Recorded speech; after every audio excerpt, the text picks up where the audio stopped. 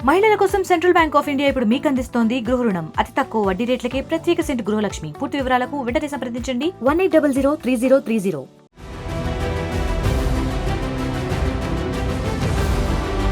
విధి ఆడిన వింత నాటకంలో ముగ్గురు చిన్నారులు అనాథలయ్యారు. ఓ తండ్రి చేసిన తప్పుకు ఆ పిల్లల భవిష్యత్తు అంధకారమైంది. వెంటాడే జ్ఞాపకాలను ఎదిరించలేక కుమిలి కుమిలి ఏడవలేక ఆ పసి ప్రాణాలు ఆపన్న హస్తం కోసం ఎదురుచూస్తారు.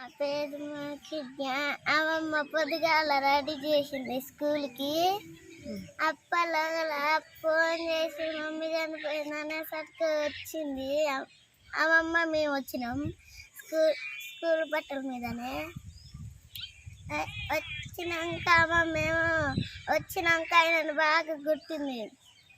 ఇక మమ్మీని పోయి చూసేసరికి అందరూ ఏడు పట్టుకుని మనే ఎప్పుడు చంపిందో తెలియదు. రాత్రి వైర్తోనంటే వైర్తో ఇట్ట చుట్టేసిందంట వైరకి. అప్పుడు మేము ఏనే ఉన్నాం, మా తమ్ముడు ఒక్కడే ఉన్నారు. మా మమ్మీ స్కూల్కి 2 రోజులు జాయిన్ అయింది. టీచర్గా చెప్తుంది, మా తమ్ముడిని కూడా తీసుకుపోతుంది. స్కూల్కి పోతున్నావా నువ్వు? నేను పోతున్నా, అందుకే చంపేసి. ఏ క్లాస్ చదువుతున్నావు? నేను 3rd క్లాస్. ఎవరు చూసుకుంటారు మిమ్మల్ని? అమ్మమ్మ ఈయన చదువుకుంటాం, మా తమ్ముడు ఒక్క రానుంటాడు. నల్గొండ జిల్లా నకరేకల్ మండలం కడపత్తి గ్రామానికి చెందిన దాసరి బీరయ్య రాములమ్మ కుటుంబానిది రెక్కాడితే గాని డొక్కాడని పరిస్థితి. పేదరికంతో బాధపడుతున్న ఆ కుటుంబానికి అకస్మాత్తుగా గుండె కోత మిగిలింది. వృద్ధాప్యానికి చేరువైన ఈ దంపతులకు 2 కుమార్తెలు ఉండగా చిన్న కుమార్తె సరితను 14 ఏళ్ల కిందట వివాహం జరిపించారు. చిలుకూరు గ్రామానికి చెందిన బ్రహ్మచారికి ఆమెను ఇచ్చి వివాహం జరిపించారు. 2 కుమార్తెలు 1 బాబు ఉన్న వారికి కుటుంబ పోషణ పెను భారంగా తయారైంది. వేరే దారి లేక సరిత ప్రైవేట్ స్కూల్లో పనిచేసి పిల్లల్ని పోషించుకుంటూ ఉండగా బ్రహ్మచారి తాగుడుకు బానిసై కుటుంబాన్ని పట్టించుకోవడం మానేశారు. 3 సంవత్సరాలు పెళ్ళయ్యాము. ప్రేమించి పెళ్లి చేసుకున్నాడు. వాళ్ళది వేరే కులం, మాది వేరే కులం. ప్రేమించి పెళ్లి చేసిండు. 8 సంవత్సరాలు మంచిగానే జాబ్ చేసిండు. మంచిగానే 3 పిల్లలు అయిన దాకా మంచిగానే ఉన్నాడు. కొడుకు పుట్టిన కాంచెల్లి బాగా తాగుతున్నాడు. వెళ్ళదీయలేక వాళ్ళ ఇంటికి అత్తగారింటికి పోదామని పోతే వాళ్ళ అత్త రానియకుంటే మళ్ళీ వచ్చి అమ్మకాన్నే ఉన్నారు. అక్క నాకు ఇక్కడ ఉంటే ఇన్సర్ట్గా ఉంది అక్క, నేను ఏదైనా జాబ్ చేసుకుంటా అంటే సరేనని సూర్యాపేటలో రూమ్ తీసుకొని జాబ్ పెట్టించిన. ఒక 2 నెలల 15 రోజులు అవుతుంది. వాడు అసలు అయినా కానీ మారట్లేడు, తాగుతూనే ఉన్నాడు కంటిన్యూగా. ఇంటికి రాయలేదంటే కూడా 2000 ఇచ్చిన తెల్లారే నైట్ ఫోన్ మాట్లాడింది కథం. ఇక నాకు ఇదే టార్చర్ ఉంటట్టుంది, దీంతో ఇల్లుకి రాయాలి తీసేలో మాకని ఎంతకని అడిగానని ఏమన్నా తెలియదు. ఇక మా సీదే ఇక నువ్వు ఇంతగానో నేను ఇంట్లో కూర్చుంటే నువ్వు జాబ్ చేస్తావా అని చెప్పని వాడు తాగి పన్నది చూసి వచ్చి ఇక వైరు పెట్టి ఉడిపెట్టి బిర్రుగా బిగించిండు.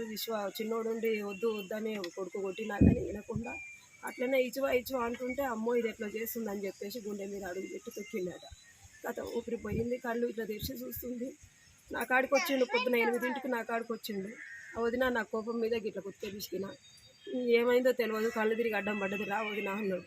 అంటారు కింద పిల్లగాడిని అడిగితే పిల్లగాడు చెప్పిండు, మా డాడే ఇట్లా పెట్టి చంపిండు పెద్దమ్మ, పండుకుంది లేవట్లేదు, అలిగింది లేపుదురా, నాకు పాలు పోదురా అని పిల్లగాడు వచ్చి అడిగేసరికి ఏం చేసినవరా నా చెల్లెనని ఉరికేసరికి పసిపిల్ల ఎలా ఉందో అలా ఉంచిండు బాడుకావు, చంపేసిండు.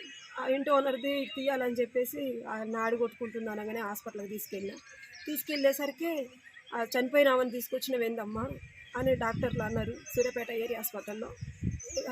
ఇక వాడు ఏం చేసినవరా అని అంటే ఏమో కోపం మీద బిసికినా చంపినా ఏం చేయను నేను ఇప్పుడు అనే ఒక క్వశ్చన్ మాట్లాడిండు. ఈలోపు పోలీసులు వచ్చి తీసుకుపోయారు. పోలీస్ స్టేషన్లో వాళ్ళు జల్లరేసిండు.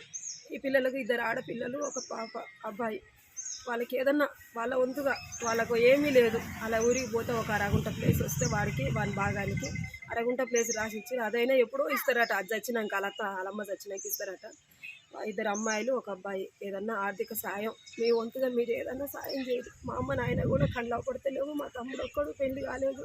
మేము 4 అక్క చెల్లెలు, మా చెల్లె చిన్నది, దానికి 3 పిల్లలు. ఏదన్నా ఆర్థిక సాయం మీ వంతుగా ఏదన్నా చేయండి. బ్రహ్మచారి కుటుంబం సూర్యాపేటలో అద్దెకుంటోంది.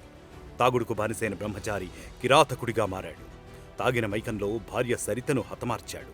ఆమె మెడకు వైరు చుట్టి హత్య చేశాడు. ఆయన చేసిన తప్పుకు 3 పిల్లలు అభాగ్యులుగా మిగిలిపోయారు. ఈ విషయం తెలుసుకున్న సరిత అక్క ముగ్గురు పిల్లలను కడపత్తిలోని అమ్మమ్మ తాతయ్య ఇంటికి తరలించింది. సరిత తల్లిదండ్రులు వృద్ధాప్యానికి చేరుకోవడంతో ఆమె పిల్లల పోషణ ప్రశ్నార్థకంగా మిగిలింది. వేరే దారి లేక ఆ వృద్ధులు, ఆ పిల్లలు దాతల సాయం కోసం ఎదురుచూస్తున్నారు. ఇక అయ్యాల నైటే నేను ఫోన్ చేసిన నైటే మరి ఏం చేసిండో సార్ ఆడు ఎక్కడ చేసిండో దాన్ని చంపి తాడు ఇగో చిన్న పిల్లగాడు ఉండంగానే తాడు ఇట్లా చుట్టి ఇట్లా బిగదీసి ఆ బట్టలు అన్నీ తీసేసిండట. బట్టలు కూడా మీకు పసిబిల్ల ఎట్లా ఉందో ఆ ప్రకారంగా ఉందట నా బిడ్డ మంచంలో. ఇగో ఈ బిడ్డ పోయే వరకు చంపి మళ్ళీ ఇగో ఈ బిడ్డ కాడికి పోయిండట. పోయి వదినే నేను గిటగిట గొంతుకాడ గిటగిట అన్నా అనే వరకు లేస్తలేదు మీ చెల్లె రా వదిన అంటే నా బిడ్డ ఎగుడో దిగుడో దబా ఉరికొచ్చి చూస్తారు బట్టలు లేవాట ఏం లేవాట. మరిన్ని వీడియోస్ కోసం ఛానల్ ని సబ్స్క్రైబ్ చేయండి. లేటెస్ట్ అప్డేట్స్ కోసం వాట్సాప్ ఛానల్ ని ఫాలో చేయండి. అండ్ లింక్ డిస్క్రిప్షన్ లో ఉంది.